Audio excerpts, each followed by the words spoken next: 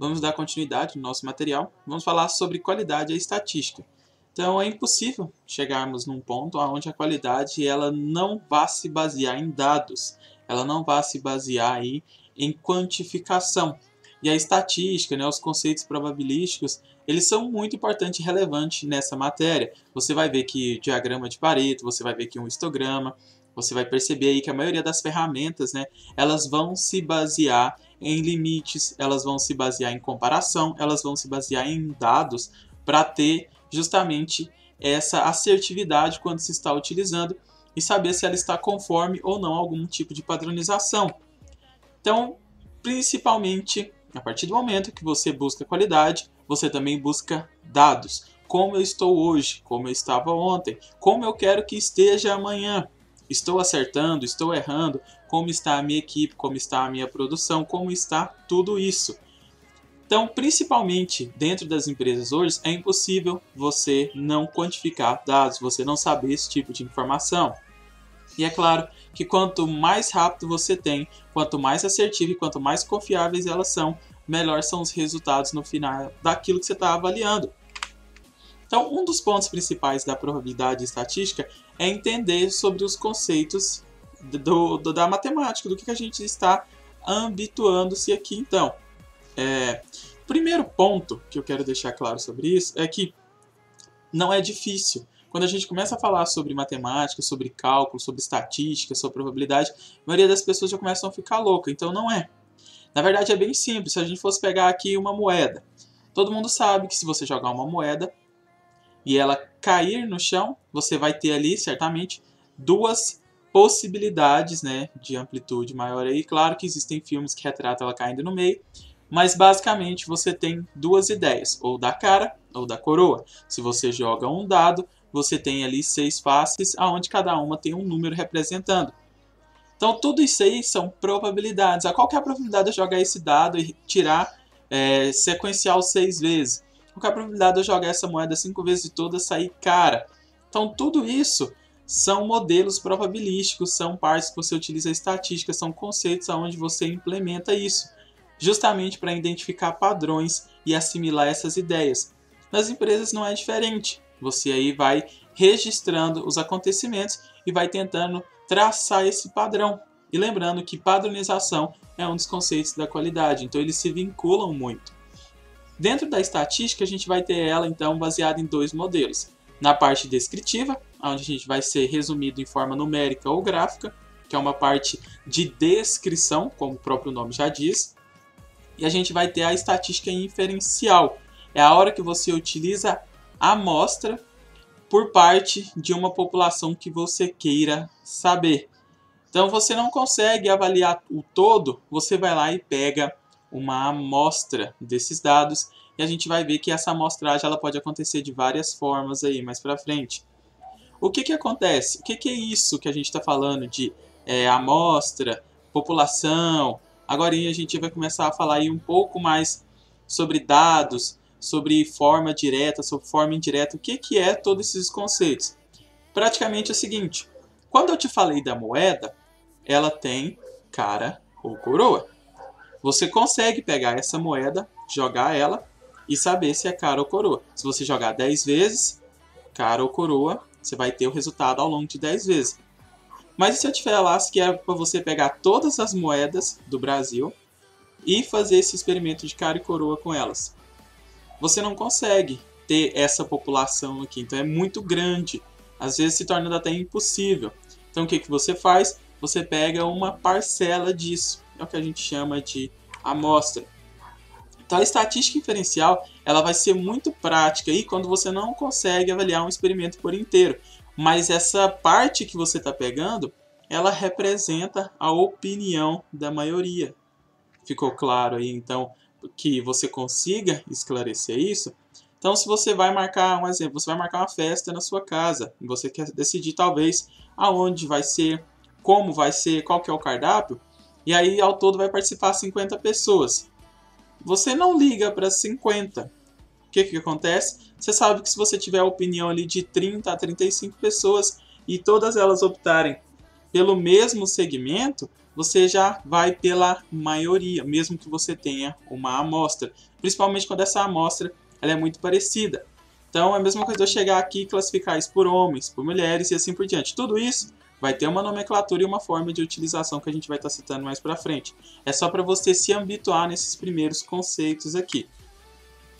Ainda nessa parte, então a gente tem que entender que população e amostra são termos, né, amplamente utilizados, eles são diferentes.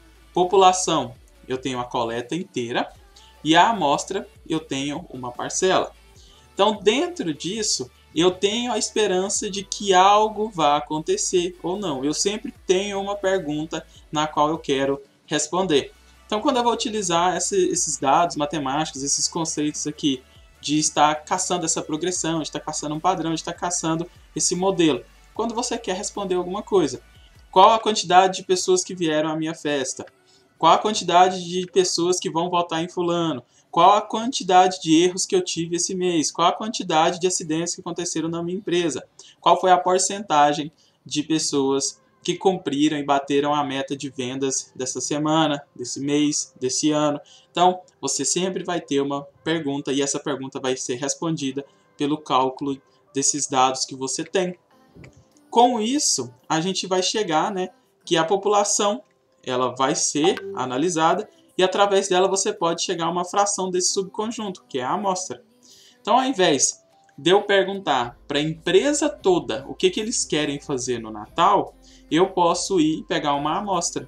Então, eu posso, sei lá, tirar 2 ou 3 dias, tem lá 500 pessoas na minha empresa, eu posso passar ali em cada setor e perguntando 2 ou 3, e dessas 500 eu tentar pegar uma parcela, uma fração, mas que representa essa população toda.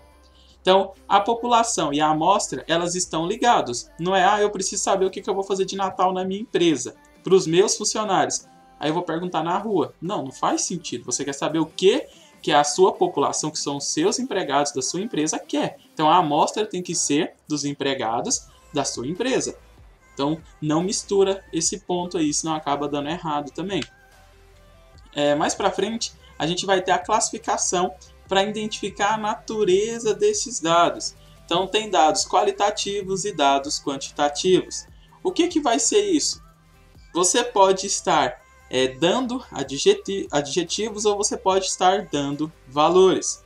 Então, quando você fala que você tá tudo em bom estado, você não falou, tá bom estado quanto? 50, 70, 80? Não, bom estado já é uma representação de qualidade. Ele é alto, ele é baixo, é mulher, é homem. Agora, quantitativo, eu tenho 50, eu tenho 80, eu tenho 25, eu tenho 1,5 m, eu tenho 2 litros, eu tenho 7 litros. Então, você vai para unidades de medidas que são parte quantitativas. Então, basicamente, para diferenciar isso, no quantitativo, eu procuro esse modelo de dados exclusivamente numérico, uma quantidade de pessoas vivendo em determinada região, determinado ano, determinado período. Quando eu caio para os meus dados aqui, antes da gente adiantar, para os meus dados qualitativos, eu vou para qualidade. Então, qualitativo, eu posso falar sobre altura, baixo, alto, médio e assim por diante. P, M, G, pode ser aí uma forma de qualidade. Quantitativo, eu vou ter uma razão de expressão numérica. Então, ele calça 36, ele tem 1,80 de altura, ele tem 22 anos, ele nasceu exclusivamente em 1970, tem 500 pessoas vivendo em tal cidade, e assim por diante. Dentro da amostragem, que é essa parcela que eu peguei da população, eu vou ter alguns modelos específicos, foi o que eu disse antes. Então, como que eu vou pegar esse subconjunto da minha população? Primeiro modelo, eu tenho a amostragem aleatória. Então, a amostragem aleatória, ela vai ser baseada na quantidade aí de subvalores que eu posso ter. Como assim? Pega o exemplo aí de um dado. O dado, ele tem 6 lados. Então, se toda vez que eu for jogar, vai sempre cair a porcentagem de 1. Então, a mesma chance que eu tenho de tirar um 6, eu tenho também de tirar um 5, eu tenho de tirar um 4, eu tenho de tirar um 3, eu tenho de tirar um 2. Então, a porcentagem representa para todos. Mesma coisa da moeda. Se eu jogar uma moeda para cima, ela tem aí a parte de ser tanto cara ou coroa. Então é de forma aleatória. Ou eu posso pegar ali também no meio de uma combinação de números, eu vou lá e pego os que forem me aparecendo. O que sair para mim está tranquilo, desde que esteja ligado à minha população. Amostragem estratificada. Antes de eu retirar a parcela que eu quero estudar, eu vou separar ela. Então eu posso separar ela em duas parcelas. Eu posso separar em masculino e feminino. Eu posso separar por idade, jovem e criança. Eu posso separar aí também por pago e não pago. E aí eu vou achar características. Como assim? Um exemplo, se eu estiver partindo aí sobre pagos e não pagos. Aí eu vi lá que 70% das pessoas que tendem a tirar um empréstimo no Banco Itaú tendem a pagar. 30% não pagam. Desses 70%, quando eu fui pegar essa amostragem lá desses 70% que pagou, eu percebi que a maioria deles tinham uma idade superior a 30 anos. E aí eu vi que dos 30% que não pagaram, a idade era inferior a 25. O que isso me diz então? Eu entendo que se eu quero ter uma qualidade maior, pensando em receber o empréstimo, eu vou focar nessa galera que tem acima de 30 anos, porque eu já vi, por esse perfil de dados, que eles tendem a cumprir e pagar certinho o empréstimo que eles pegaram. Então conseguiu linkar esses dados aí agora melhor? A amostragem sistemática, ela vai por uma constante, e essa constante a gente chama de K. Um exemplo, eu chego e a cada 3 pessoas que passar por essa porta, na quarta eu entrevisto, eu pergunto, eu tiro os dados que eu quero obter. Então, passou 3, a quarta eu pego. Depois disso eu posso zerar, vai passar 1, 2, 3, a quarta eu pego de novo. Então seria um modelo aí de amostragem sistemática, né? Por uma incógnita. Eu pego só pares, eu pego só ímpares, eu vou pegar de 3 em 3, de 5 em 5, de 10 em 10, de modelo de mês em mês e assim por diante. Ou seja, eu vou ter uma padronização de um sistema por uma razão que eu achei interessante.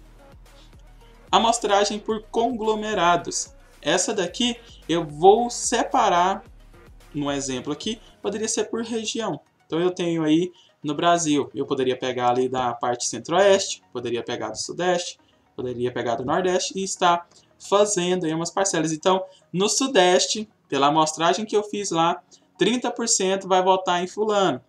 Na parte do centro-oeste eu vi que 40% tende a votar nesse mesmo fulano. No nordeste eu vi que 15% tem intenção de votar nesse mesmo fulano. Vamos para o próximo candidato. Aí eu volto falando a porcentagem de cada candidato repartido justamente por esse conglomerado de região. E o último é a amostragem de conveniência, né? Por conveniência, eu praticamente excluo tudo isso, vou lá na minha população e aí eu posso ir pelo aquilo que me é mais conveniente, o que está mais perto de mim. Aquele talvez que eu consiga ter mais acesso, talvez o que eu tenha um número. Então eu vou lá na minha lista de cadastro e aí eu vi que por conveniência eu tenho o número de WhatsApp de contato de vários deles. Eu fui lá e comecei a mandar mensagem para aqueles lá. Ou eu vi que essa galera está mais perto, eu comecei a perguntar para eles, os que estavam mais afastados, eu não entrevistei. Ou simplesmente eu passei numa fase lá onde tinha muita gente reunida, talvez no horário do almoço, numa empresa, e eu tentei pegar a maior quantidade de gente naquele momento. Então isso acontece por conveniência, que é o que a gente está tentando demonstrar nesse sentido. Então, essas são uma dos tipos de amostragem que a gente tem e que são os mais utilizados aí para você fazer esse cálculo e utilização. Ainda continuando, a gente tem então os dados quantitativos e os dados qualitativos. Então, quando você vê esses dois modelos de dados que você já entende agora e você sabe que você vai pegar uma amostragem por um desses modelos aqui, fica mais fácil de você entender e se orientar para aplicar. Então, fica mais evidente que você tem todos esses modelos aí e você pode estar aplicando. Depois a gente vai entender sobre essas variáveis. Então, o material, vou dar uma encerrada por aqui, porque já tem bastante conteúdo, já tem bastante coisa para assimilar. Então, a gente tem os dados qualitativos e quantitativos. Qualitativo já vai por qualidade, quantitativo já vale para valores. A gente tem 5 modelos, então aleatório, a gente tem estratificado, a gente tem sistemática, conglomerados, e conveniência. Então todos eles vai ter a sua especificidade na hora de aplicação. Por que isso? Que a gente precisa entender a natureza dos dados. Tudo isso visando a parte de população e amostra, quando eu não consigo pegar toda a população e aplicar. Se eu tenho 10 maçãs, eu consigo aplicar tudo dentro de toda a minha população.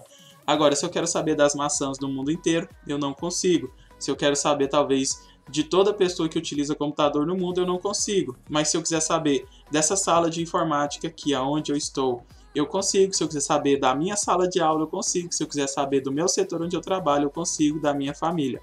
Mas da família de todo o Brasil, de todo mundo, já se torna inviável. Aí eu aplico a minha amostra. E antes disso, a gente tem a estatística descritiva, para a forma numérica e gráfica, e a estatística inferencial, onde eu estou trabalhando fazendo inferências, que é justamente esse ponto onde eu não consigo ter uma exemplificação prática da população completa. Então, não me é conveniente fazer isso, porque eu vou perder tempo demais e quase sempre o resultado ainda não vai ser totalmente assertivo. No mais é isso, e até a próxima aula.